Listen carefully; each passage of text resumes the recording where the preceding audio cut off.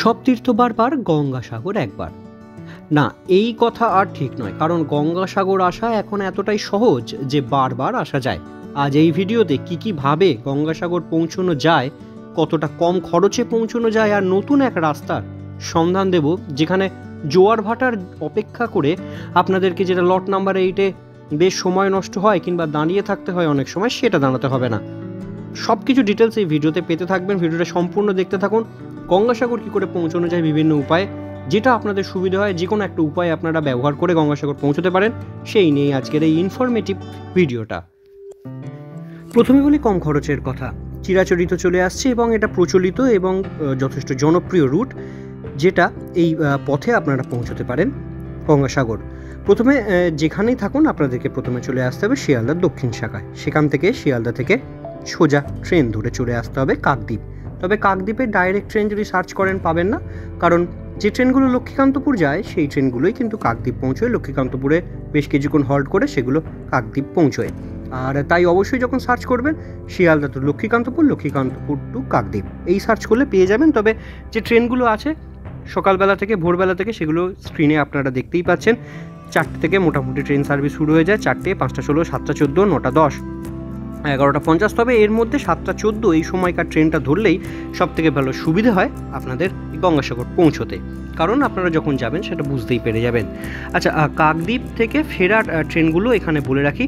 কাকদ্বীপ থেকে ভোর 4টের সময় ট্রেন আছে, যেটা আপনার শিয়ালদায় চলে আসবে। এছাড়াও 1টা 32 দুপুরবেলা, 4টে 33 বিকেলবেলার দিকে ট্রেন আপনারা পেয়ে যাবেন। যাই হোক, এইভাবে কাকদ্বীপ পৌঁছানো গেল। এই পর্যন্ত কাকদ্বীপ পর্যন্ত আসতে আপনাদের খরচা হয়ে যাবে কিন্তু 25 টাকা। ট্রেনের ভাড়া পড়বে 25 টাকা। কাকদ্বীপে নেবে টোটো করে লট নাম্বার 8, ভাড়া পড়বে 20 টাকা। মিনিট 20 সময় লাগে আপনাদের লট নাম্বার 8-এ পৌঁছতে। আর লট নাম্বার 8 থেকে যখন আপনারা ভেসেলটা পার করবেন, তার আগে অবশ্যই বলে রাখি গঙ্গাসাগরের যে অ্যাপটি রয়েছে সেই অ্যাপটি ডাউনলোড করে রাখবেন ফোনে। সেখানে ভেসেলের টাইমগুলো কিন্তু বলা থাকে, কারণ জোয়ার ভাটা অনুযায়ী কিন্তু টাইমটা চেঞ্জ হয়।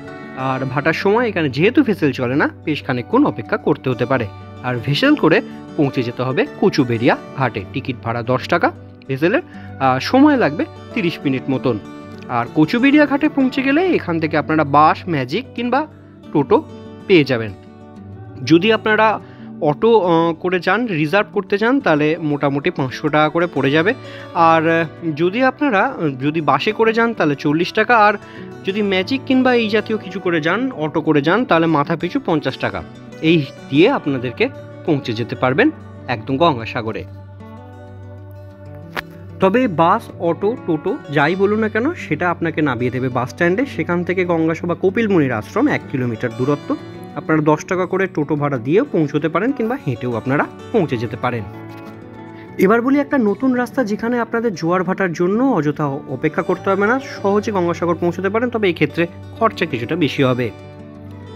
তার জন্য বলে রাখি, ভাটার সময়ের জন্য যেরকম লট নাম্বার 8-এ আপনারা জানেন অপেক্ষা করতে হয়, তো সেই অপেক্ষা এখানে থাকবে না। তার কারণ আপনাদের এই রুটটা একটু আলাদা।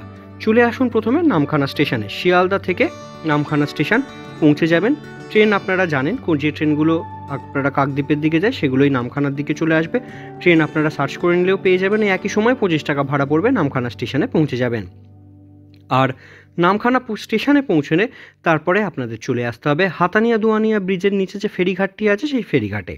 সেখান থেকে আপনারা লঞ্চে করে চলে আসবেন বেনুবন। টিকিট পড়বে 40 টাকা। বকখালি যেতে গেলে আপনাদের যে হাতানিয়া দুয়ানিয়া ব্রিজ পার করতে হয়, এর নিচেই হচ্ছে এই যে খেয়ার যে জায়গাটি বা নদী পারাপারের যে ফেরিটি রয়েছে। বেনুবন ফেরিঘাটে নেবে আপনারা টোটো নিতে পারেন, কিংবা ওখান থেকে আপনারা অন্য গাড়িও রিজার্ভ করে নিতে পারেন।